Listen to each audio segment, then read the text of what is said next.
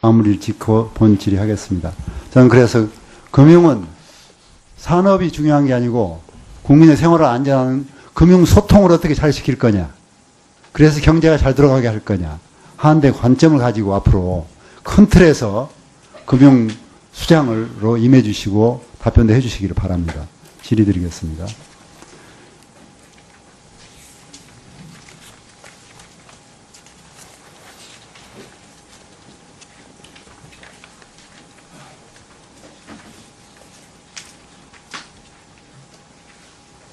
금융위원장님께 질의드리겠습니다.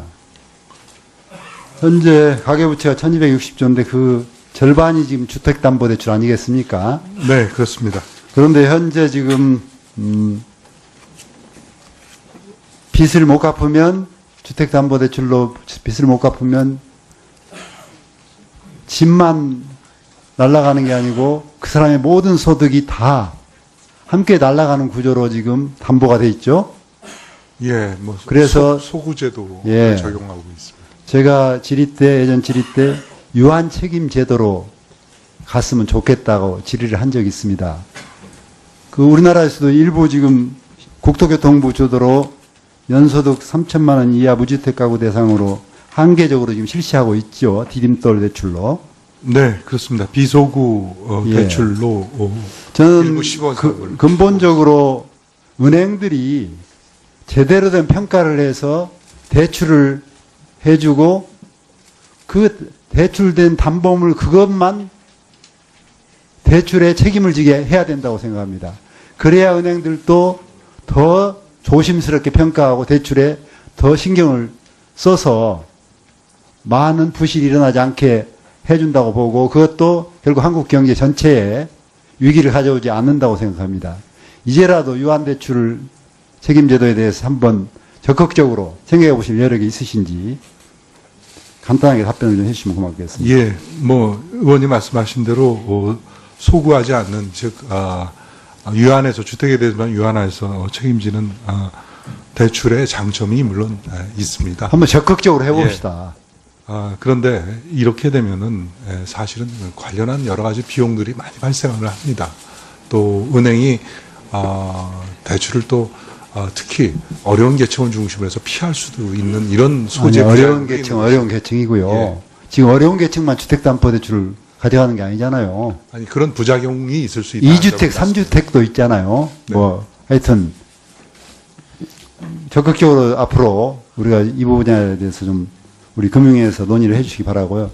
두 번째, 그 보험사기 특별방지법 우리가 만들어서 이제 9월 30일부터 지금 시행되고 있죠. 네, 그렇습니다. 저는 개인적으로 보험사기 특별법 명칭부터 잘못됐다.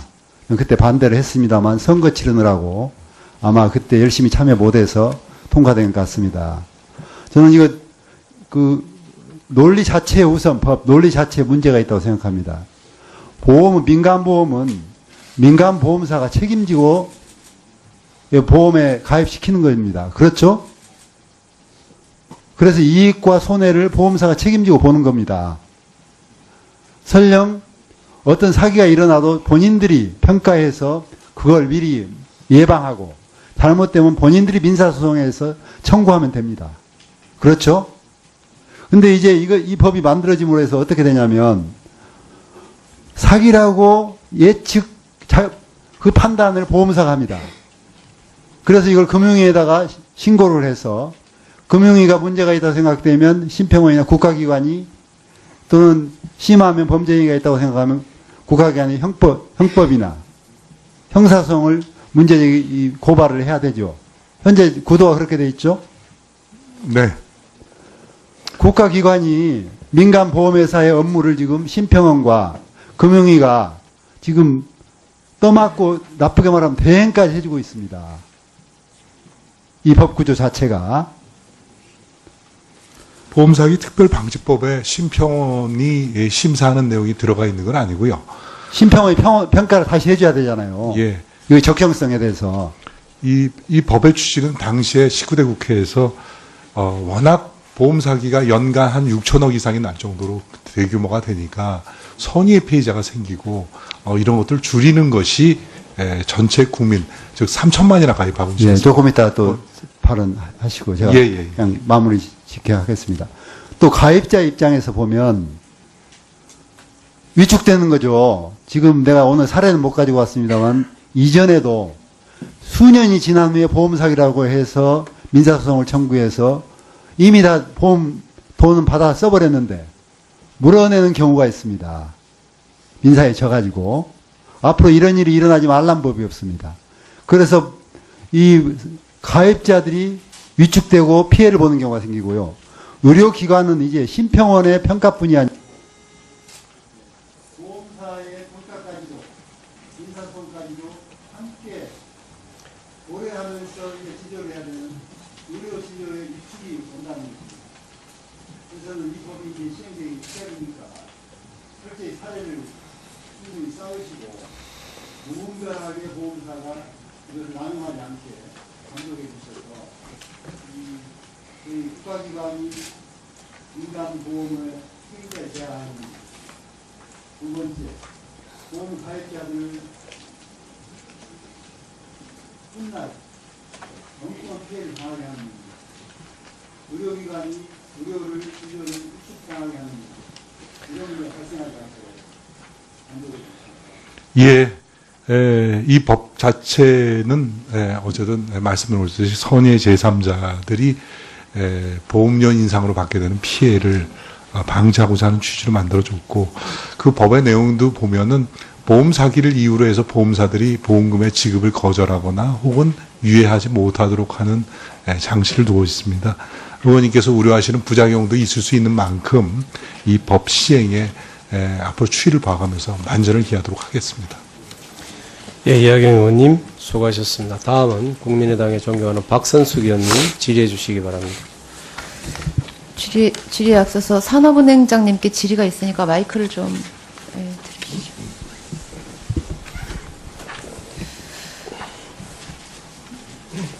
네, 질문 드리겠습니다. 산업은행장님께 질문 드리겠습니다. 대우조선해양의 산은에서 연내 1조 6천억 정도 출자 전환할 계획이십니까? 현재 여러 가지 상황을 두고 논의를 하고 있습니다. 확정된 건 아무도 없습니다. 지난번 답변하고 같은데요. 확정은 안 되셨는데 국회에서는 답변 안 하시고 언론에는 계속 보도되고 상황은 참 좋지 않습니다. 자, 그러면 다른 거 여쭤볼게요. 수출입은행하고 출자 전환 문제를 함께 의논하고 계십니까? 한 차례 정도 만나서 전체적인 얘기를 한 적은 있습니다. 수출입은행은 출자 전환하는데 부정적이죠. 아직까지 그런 정도의 얘기를 서로 나눈 적은 없습니다. 왜 부정적인지 모르셔요? 다 아실 것 같은데 수출입은행이 9조 원 정도 대우조선에 물려 있고 그다음에 지금 산은이 4조 원 정도 네. 여신이 있습니다. 그러나 이제 그 지분은 49.7%, 산은이 많이 가지고 있고요. 어느 쪽에 책임이 더 많으냐? 책임을 거의 그동안에 공평하게 만들어 왔죠, 정부가. 대우조선이 어려워질 때마다 수출입은행 쪽에 채무가 많으니까 산은 발당그게 해가지고 지금 4조 원까지 늘렸고, 그 다음에 여력이 그래도 산은이 있다 이렇게 한 것이 아니겠습니까? 지금도 역시 산은 1조 6천억, 수출입은행 1조 원, 이런 시나리오가 공공연하게 얘기되는데, 그렇게 하면, 가정을 전제로 이렇게 한 2조 6천억, 3조 원 정도 넣으면 대우조선 문제 풀립니까? 기본적인 문제가 풀린다고 생각지는 않습니다만. 일단 한숨 돌리는 건가요? 그러나 일단은 단계별로 그 단계를 넘어서야 되리라고 봅니다. 자, 다른 거 여쭤볼게요. 대우조선해양은 지금 정상으로 분류할 수 있는 기업인가요? 저희는 요주의로 분류하고 있습니다. B등급인데요. 여전히 B등급이지 않습니까? 네, 요주의로 분류하고 있습니다. B등급 아닌가요, 그러면 이제?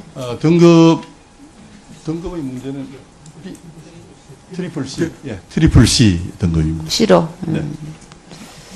완전 자본잠식 상태로 지금 갔는데, 네. 지금 연말까지 해가지고 상장 폐지까지도 거론되는 상황인데, 배만 납품하면 문제가 풀린다고 똑같은 얘기를 대우 쪽에서는 하고 있고요. 대우조선에서는. 그렇게 해서 3조 원이든 4조 원이든 넣고 난 다음에 한숨 돌리면 그래도 그 앞으로 앞으로 문제가 풀릴 가능성이 있다고 보십니까? 기업 구조조정은 기본적으로 정상화를 위해서 노력하고 있는 부분입니다. 지금 현실적으로 당면하고 있는 여러 과제가 굉장히 많은데 하나하나를 좀 해결해 나가는 과정에 있습니다. 뭐 해결되는 건 없고 시간을 버는 거죠. 일단 제가 볼 땐 그런데요. 꼭 그렇지만은 않습니다. 일단 채권 다니면서 동시에 그 최대 주주로서 산업은행이 이게 지금 뭐 한진해운이나 STX의 사례와 달리 대우조선에 계속 그 자금을 투여하는 이유가 뭐라고 생각하십니까? 회생 가능성이 두 곳보다 더 높은가요? 상당히 긴 논쟁이 되겠지만 한번 간단하게 답변해 보십시오. 지금 현재 대우조선이 극단적인 경우에 잘 못 됐을 경우에 국가적이나 시장에 미치는 영향을 감안하는 부분도 있을 수가 있고 또 거제 창원 지역에 약 한 4만 명의 고용 문제라든지 네, 알겠습니다. 지역 경제의 문제라든지 네, 저희는 알겠습니다. 정상화를 위해서 최선을 다하고 있습니다. 규모가 크기 때문에 원칙과 기준이 다르다 이런 말씀이네요. 뭐 꼭 아울러 국가 경제에 미칠 영향 거기에 지금 적시하진 않으셨지만 사실상 정부가 대주주인 거죠. 그래서 절대 이건 대마불사가 아니라 정부가 대주주인 이 대우조선이 무너지면 사실상 가장 그 책임이 있는 대주주는 정부가 되는 것이죠. 전 뭐 세 가지 요소가 결합되어 있다고 봅니다만 저는 이렇게 계속 가는 것이 정말 어디까지 가능한지에 대해서 산은과 금융위가 근본적 고민을 해야 된다고 봅니다. 아울러 수출입은행이 여기 지금 자금을 투입하는 문제에 관해서는 수출입은행이 무슨 법률 자문을 받을 정도로 그래도 배가 납품되면 그러면 회수 가능한 채권을 회수 불가능한 후순위 채권으로 수출입은행 쪽은 바꾸는 거 아니겠습니까? 이거 뭐 정부의 주요한 정책금융 2개가 여기 물려가지고 대우조선이 아니라 정책금융 자체가 무너지게 생겼어요. 제가 마이크는 꺼졌지만 지난번에 국감 때 여쭤봤던 산업은행과 기업은행의 정경련 탈퇴 문제에 대해서 검토하신 의견이 있으면 잠깐 말씀해 주시죠. 예, 뭐 정경련 탈퇴 문제를 지난번에 말씀을 하셔가지고 저희가 신중하게 검토를 하겠다고 답변을 드린 적이 있습니다. 저희가 내용을 살펴보면은 96년부터 지금까지 약 20년간 정경련하고 관계를 해왔습니다. 여러 가지 긴밀한 해왔는데 이런 부분 저간의 사정 등등을 감안해서 신중하게 연말 내까지 결론을 내겠습니다. 예, 박선숙 의원님 수고하셨습니다. 다음은 새누리당이 존경하는 정태욱 의원님 질의해 주시기 바랍니다.